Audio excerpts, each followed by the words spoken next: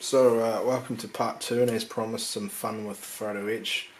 I've got my Paragraphics Photo etch all set out here, and as you can kind of see the warp that the sheet sort of came in the post, but that should be not too much of a problem. It's not a bad warp. We've also got the Paragraphics decal set, which looks quite interesting, and yeah, that'll make all this even more of a breeze. And the coolest thing is these wee transfers for the backs of the kit supplied windows. Okay, so I'm continuing with the etch. I've had everything annealed, which just means you just have to apply heat to the fret, to the etch.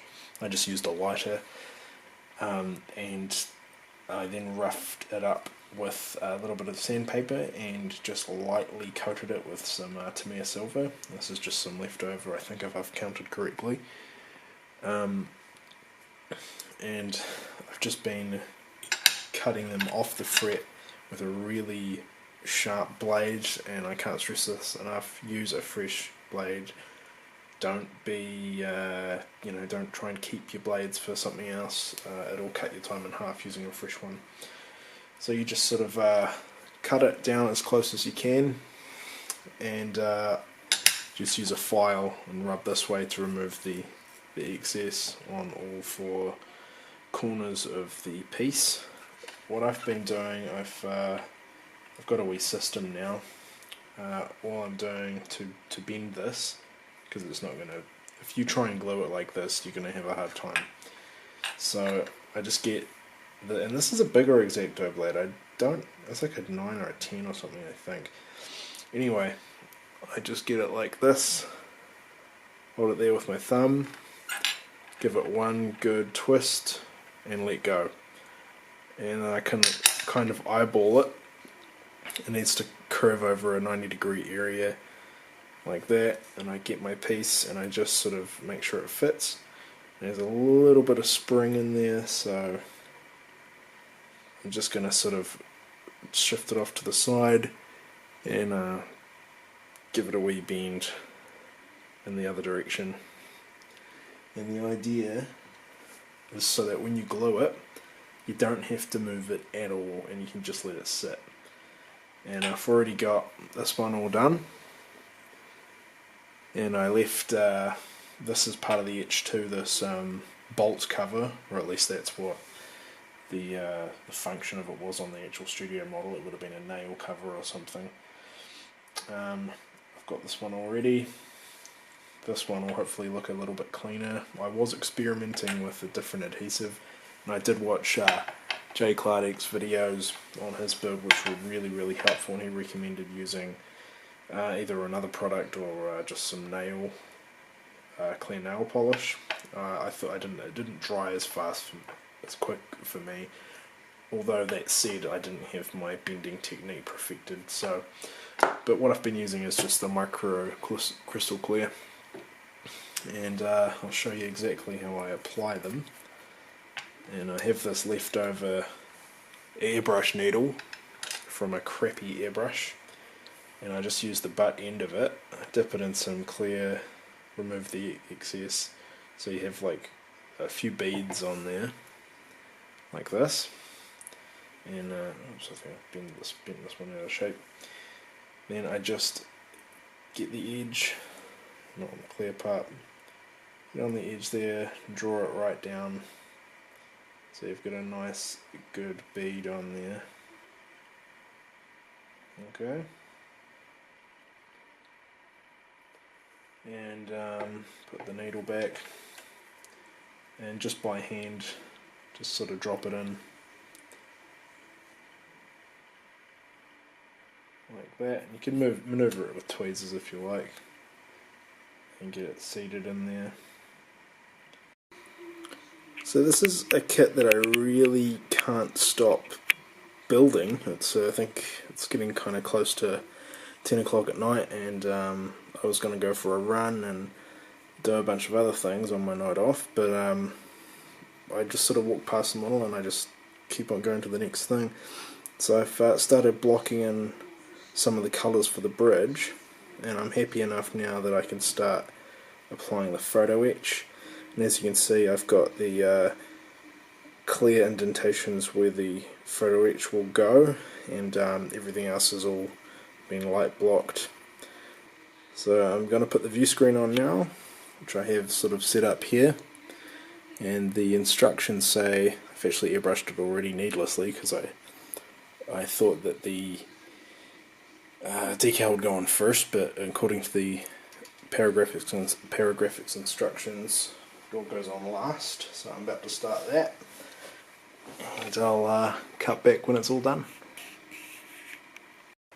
So I'm working on the bridge gang, and I went out just today and I got a whole bunch of Tamiya clear colours. I already had the green, so I just needed to get these 4 other ones, and a nice new Tamiya modelling brush. And I've got all my major sort of blocking painting work done on the bridge, and I've also got my brass in there too. For the top screens, for the brass up there, I actually airbrushed that. I think it was Tamiya Sky Grey, looked close enough for me anyway. And I think I'm gonna just sort of brush paint the console flat black. We'll see how that goes.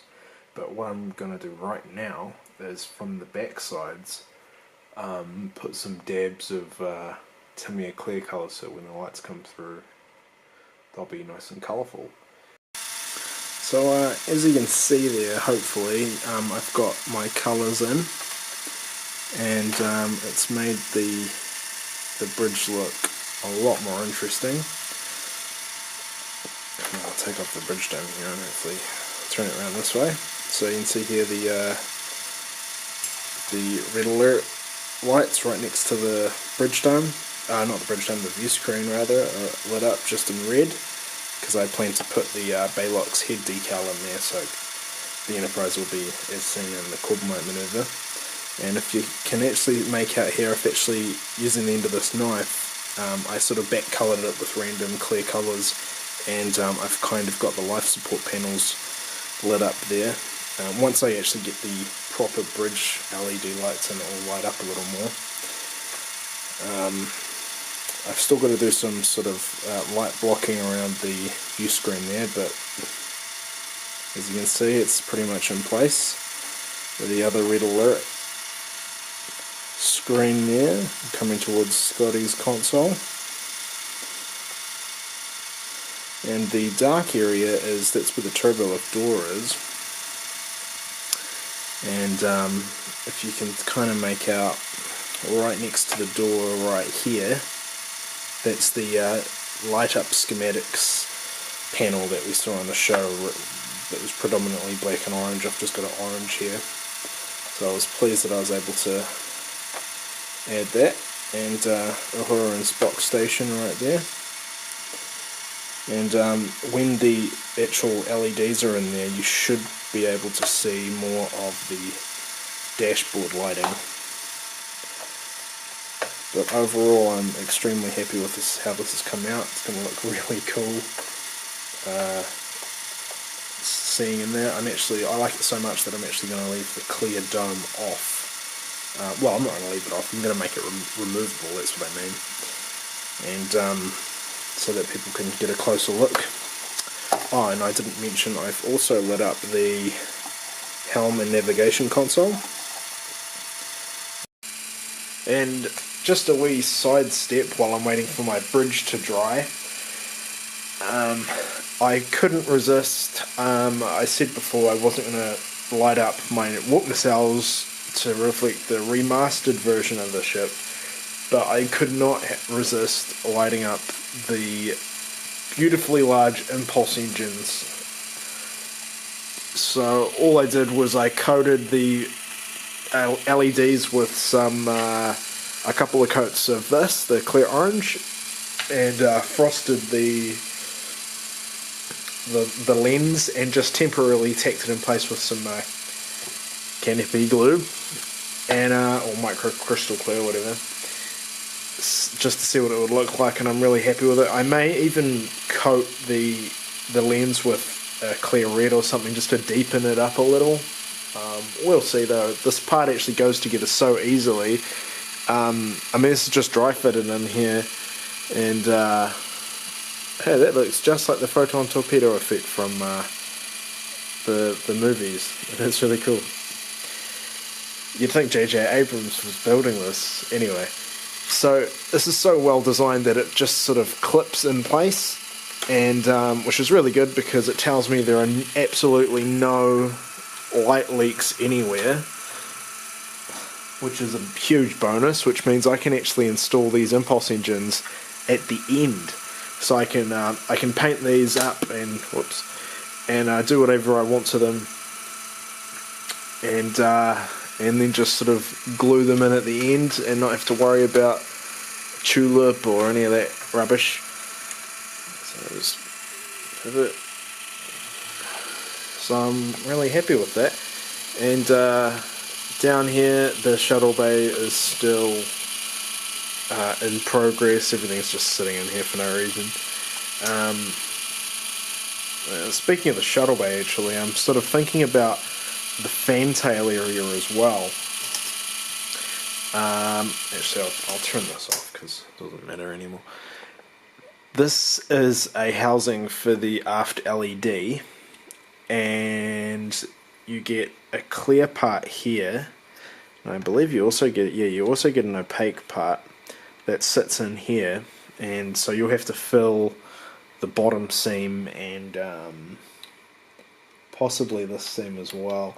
But you get a photo etch attachment for this aft part, which is supposed to make it easier to light these rear running lights. I don't know if I'll be using that or not, simply because it's just another layer to fill and I don't want it to pop off or anything. I, at the moment, have no issue with either creating masks for these or simply scratching the damn paint off afterwards. I don't know, the photo etch is an interesting idea. I may still use it, I don't know, we'll just have to see. I just want to let you know where I'm at thinking about this, because that will be my next thing, one of my next things after the Shuttlebay's in, because I'll need to sort of consolidate this aft portion and also this other bag of potatoes up here. I really don't know. There's a lot of engineering that goes into just the Shuttlebay of this model, actually, and it takes a lot of thinking and preparation and the rest of it, so I don't know, we'll see what happens. Yeah. I don't know. I may just primer this piece, scratch off the primer, and then just, airbrush over it, and that way it's easier to scratch off all the layers of paint, and just put the clear colours in from behind. Because if I just left this clear and primered over it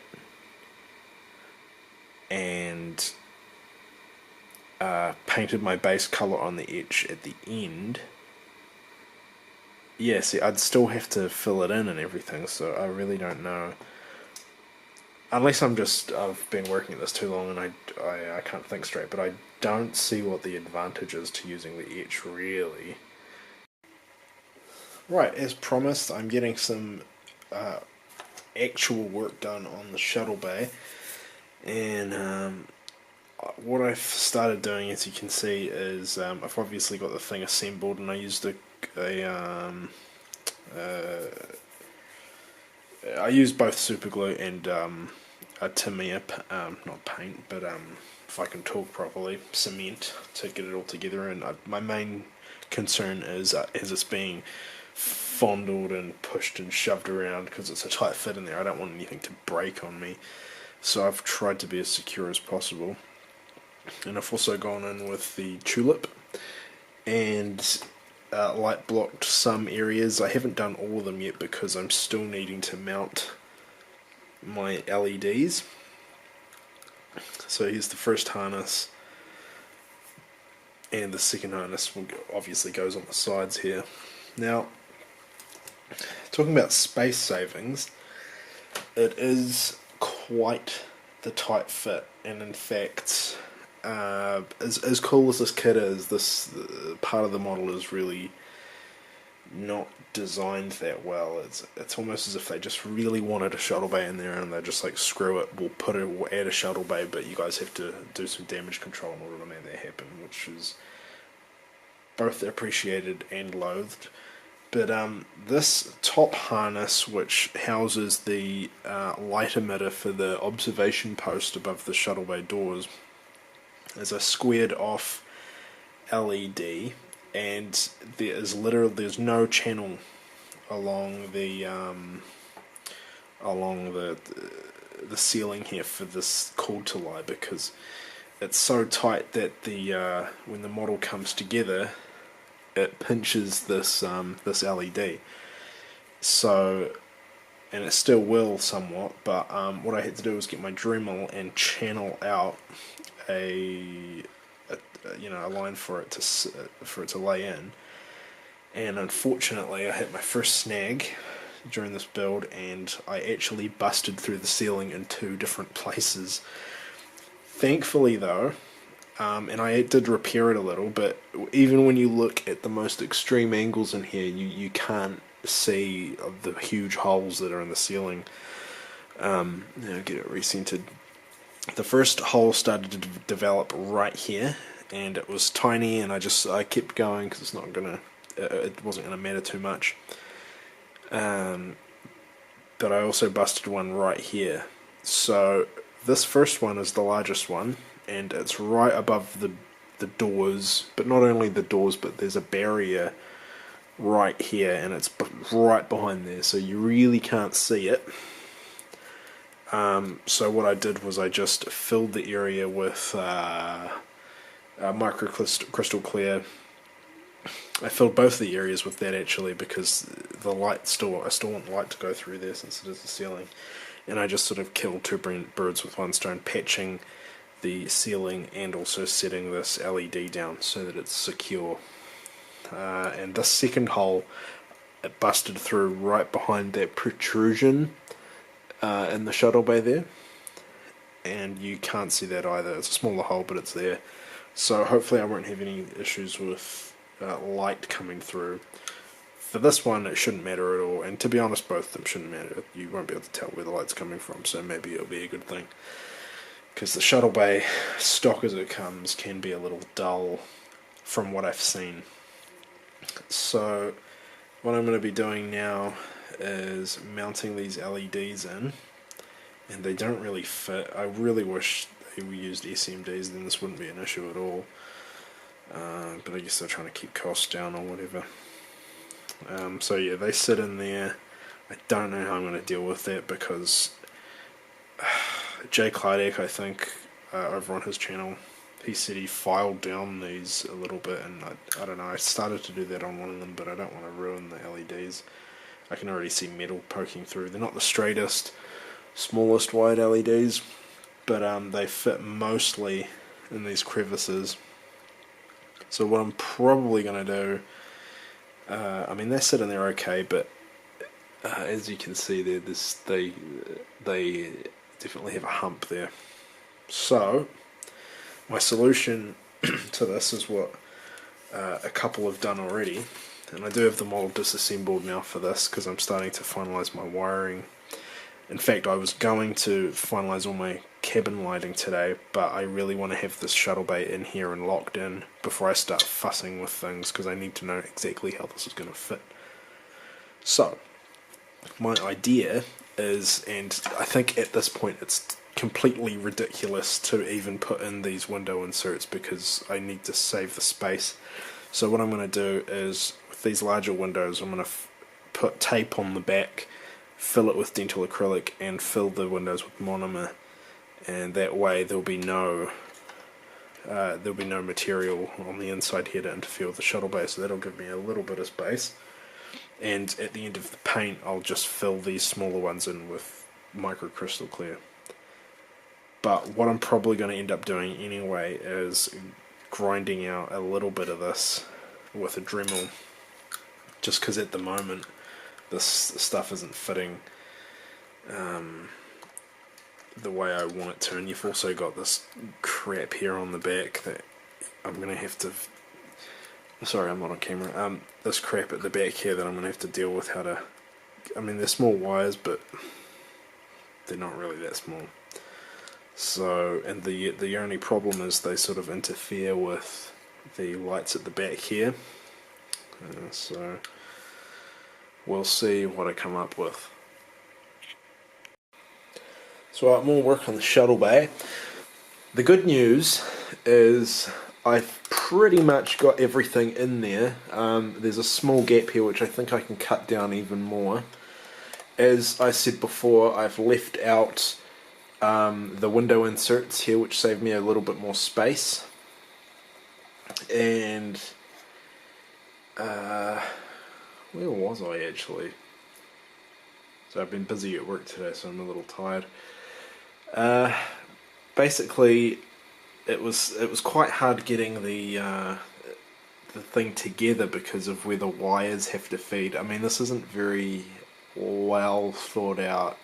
I appreciate the fact they tried so hard to add this Shuttlebay feature, but it just doesn't fit that well.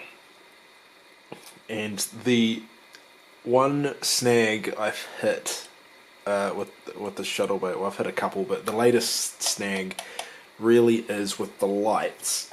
And I'll just plug her in. The really unfortunate thing is that, and I could change camera angles later, try and get this a little bit better, but basically the lights in there are really dim, and it's really unfortunate because you can't see. The lights on the sides are pretty good, but the ones on the back are really dim. And I had an idea to try and fix that, even though I'm really packed to the rafters with wiring in here. I think I can get this seam down and add some more lights in there without causing myself too much trouble. And basically the trade-off is, since I'm not using the LED lights in the nacelles, I can use maybe one LED strip in the back of here to light up the aft windows in the Shuttlebay, the viewports, and also the ceiling, which I forgot to mention. That's really dim as well, which is a real shame because I you know, the photo etch is up there and everything, and it really just doesn't light up. Alright, so coming up a bit closer now, the more decent look of the model, and the only issue with the fit I have now is there's a bit of a large gap up here, and I think by the looks of things I don't want to fuss it too more because I don't want anything to damage anything. I just may leave it and fill the gap with milliput and just sort of count my blessings and move on. I think Boyd did a similar, or made a similar compromise. Anyway, I'm pretty sure I did shoot some video of the Shuttlebay effect I had before this, and oh, don't mind the tape, by the way. It's just to cut out some of the glare so you can see things a little easier. So the lighting kit calls for 5 LEDs to light up the sides and the bottom, and there's another one on the top here. Yeah, 1, 2, 3, 4, 5. Oh, sorry, 6 LEDs. And yeah, they don't fit that well, and they're not that bright when in the model. The side windows in here on the interior light up beautifully with those 2 LEDs on each side, but when it comes to lighting the ceiling and the aft windows, they're absolutely terrible. They don't light them up at all. And I think Oogie, Interstellar Modeler, had the same issue with his, and he just ended up ripping his LEDs out because he just wasn't happy with them. Fair enough. I decided, because I had actually got the photo etch and I actually gone and installed the ceiling, I needed, you know, I was really close to just saying, okay, fine, it's going to be a little dim, whatever.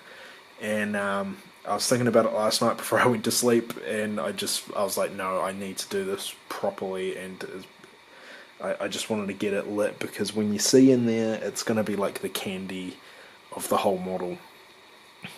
So And I put a lot of effort into the ceiling as well, so I didn't want it to be covered up in any way. So what I did was, since I wasn't using the LED tape provided for the nacelle lighting, I had a little bit left over, and I just thought about putting a strip sort of in the back toward the after end of the shuttle bay, and that in my mind would light up both the ceiling and these aft windows here. And what I actually discovered was, while I was doing that, I was cutting the LED tape up. I discovered the last bit of LED tape that the kit calls for, that you lay down, goes around about here. And if you follow the instructions and the way the studio model was lit, these windows aren't painted, so you don't even need these bits of LED tape here at all. So all I did was I took one bit of LED tape that I already had here on the other side actually, and just repositioned it. I didn't need to add or subtract any wire, I just repositioned it in a kind of a I kind of bent it over, and it's sitting right up on the spine here and bent over the back of the wiring. And it's lit up those back windows beautifully, and this, and it's provided quite a bit of fill light actually for these windows here, which is a real bonus, because every modeler who's built this kit knows these windows are notorious for being a bit dim. I mean, they're dimmer than the rest of them, but they're a lot brighter than they were before with the other piece of LED tape. So I'm really happy that I did that. The modification literally took me 5 minutes to work out. My only sort of complaint is that these windows aren't evenly lit, but to be honest with you, after looking at it for a while, it looks more realistic that way. And the one actual unfortunate thing about it in the end is, this is where I put my wee Easter egg, my wee Nomad photo etch part, and you can sort of make it out, but it just looks like there's a person there instead. So I'm not really too bothered about it. I'm just happy that everything's going and looking okay. The whole model's starting to come together. The Shuttlebay's definitely been the hardest part. Hopefully, when it comes to painting, it'll be actually, I'm not going to say it out loud. I'm not going to say it. Yeah, best wishes to me, and I hope everybody will follow me on to the next video, and I'll see you when I see you.